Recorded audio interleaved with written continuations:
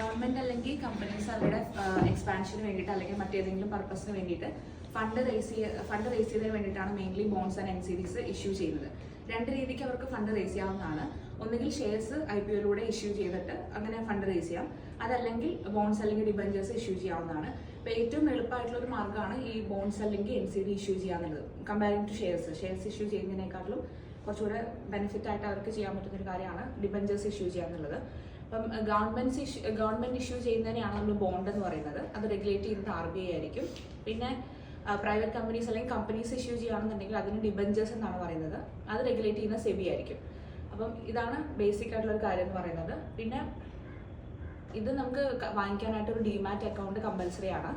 പിന്നെ ഇതിന് interest rate more than bank റേറ്റിനൊക്കെ നമുക്ക് കിട്ടും. എക്സാമ്പിൾ പറയുകയാണെന്നുണ്ടെങ്കിൽ ഒരു 15% ഒക്കെ നമുക്ക് ഇൻട്രസ്റ്റ് റേറ്റ് കിട്ടും. 15% ഇയർലി, 12-15% ഒക്കെ നോൺ സെക്യൂർഡ് ആണെന്നുണ്ടെങ്കിൽ, റേറ്റിംഗ് കുറവുള്ള കമ്പനീസിൻ്റെ ആണെന്നുണ്ടെങ്കിൽ നമുക്ക് 12% ഒക്കെ ആയിരിക്കും പെർ ആനം ഇൻട്രസ്റ്റ് കിട്ടുന്നത്, ഈൽഡ് കിട്ടുന്നത്. ഇതിന് കിട്ടുന്ന ഇൻട്രസ്റ്റിനെ നമ്മൾ ഈൽഡ് എന്നാണ് പറയുന്നത്, ബോൺസ് അല്ലെങ്കിൽ NCDസിന് കിട്ടുന്ന ഈൽഡിനെ.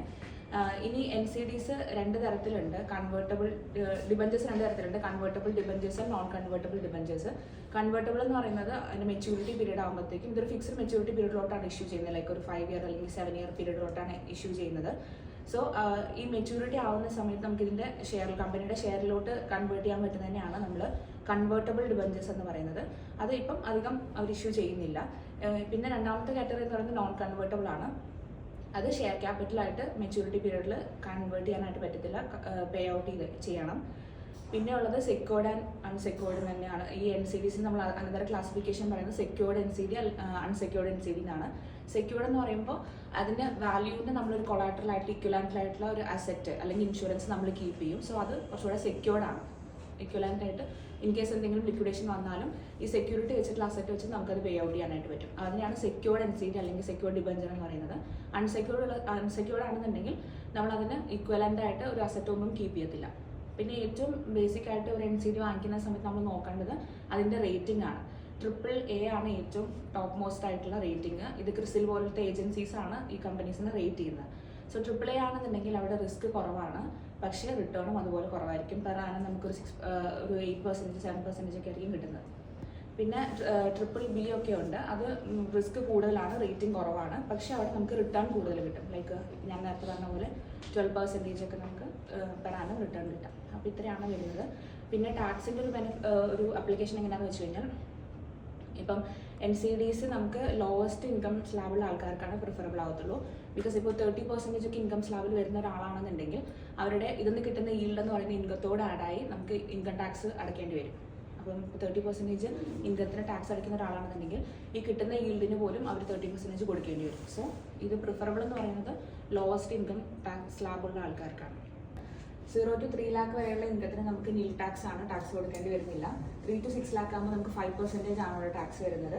6 lakh to 9 lakh 10%, 9 lakh to 12 lakh 15%, 20% more than 15 lakh ആണെന്നുണ്ടെങ്കിൽ 30% ആണ് ടാക്സ് ആയിട്ട് കൊടുക്കേണ്ടി വരുന്നത്. ഇവിടെ നമുക്ക് ഇനീഷ്യലി ഒരു 75,000 സ്റ്റാൻഡേർഡ് ഡിഡക്ഷൻ ആയിട്ട് വരുന്നുണ്ട്. അത് എല്ലാ ഇൻകം സ്ലാബിലുള്ള ആൾക്കാർക്കും അപ്ലിക്കബിൾ ആണ്. ഇപ്പം ഒരു എക്സാമ്പിൾ, ഒരു 15 lakh ഇൻകം ഉള്ള ഒരാൾക്ക് എങ്ങനെയാണ് 18 ലക്ഷം 18 ലക്ഷം ഇൻകം ഒരാൾക്ക് എങ്ങനെയാണ് ടാക്സ് കൊടുക്കേണ്ടി വരുന്നതെന്ന് പറയാം. ഇനീഷ്യലി നമുക്ക് ഇവിടുന്ന് 75,000 സ്റ്റാൻഡേർഡ് ഡിഡക്ഷൻ ആയിട്ട് പോകേണ്ടി വരുന്നുണ്ട്. അപ്പം നമുക്ക് ടാക്സബിൾ ഇൻകം ഇവിടെ എന്ന് പറയുന്നത് 17,25,000 ആണ് സ്റ്റാൻഡേർഡ് ഡിഡക്ഷൻ കഴിഞ്ഞിട്ട് ബാക്കി ടാക്സബിൾ ഇൻകം ആയിട്ട് വരുന്നത്. അപ്പോൾ ഇനി സ്ലാബുകൾ എങ്ങനെയാണെന്ന് നോക്കാം. ഇവിടെയുള്ള 3 lakhന് നമുക്ക് 5% ആണ് ഇവിടെയുള്ള 3 lakhന് നമുക്ക് 5% ആണ് കൊടുക്കേണ്ടത്. അത് 15,000 ആണ്. അതായത് 3 to 6 വരെയുള്ള 3 lakhsന് 5% നോക്കുമ്പോൾ 15,000 ആണ് വരുന്നത്. ദെൻ അനദർ ഇവിടെയുള്ള 3 lakhന് നമുക്ക് 10% ആണ്, ദാറ്റ് ഈസ് 30,000 ആണ് ടാക്സ് ആയിട്ട് കൊടുക്കേണ്ടി വരും ഈ ഇവിടെ വരുന്ന സമയത്ത്. ദെൻ 9 to 12 ആകുമ്പോൾ 15% ആണ്, അത് 45,000. ദെൻ 12 to 15 വരുന്ന സമയത്ത് അത് 20% ആണ്, അത് 60,000.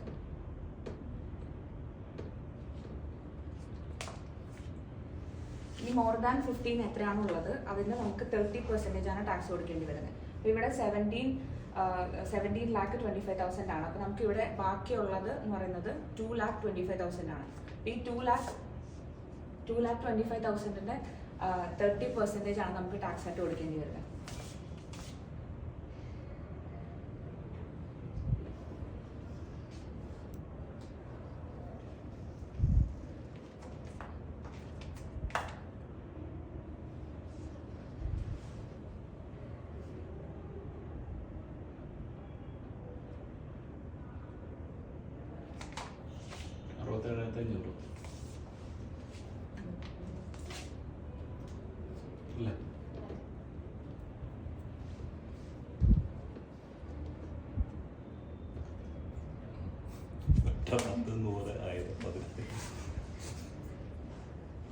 ടോട്ടൽ വരുന്നത്